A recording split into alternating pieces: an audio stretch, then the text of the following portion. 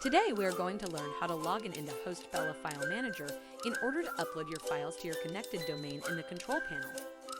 To do so, first navigate toward hostbella.com and then click on the control panel icon placed right next to the shopping cart icon on the top right menu.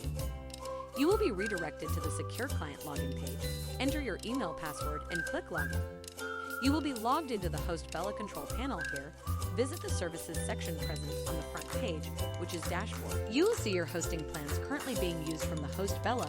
Click on the Hosting section, and on the next page, under the Quick Shortcuts, you can click on the File Manager, and you will be redirected to your cPanel File Manager. Here you can see all your files and directories of your hosting. Double-click on the public HTML. Remember, this is your root document folder for your root domain, which is connected to your hosting service. You can upload and keep your hosting files here in this space. And that completes how to log into HostBella File Manager.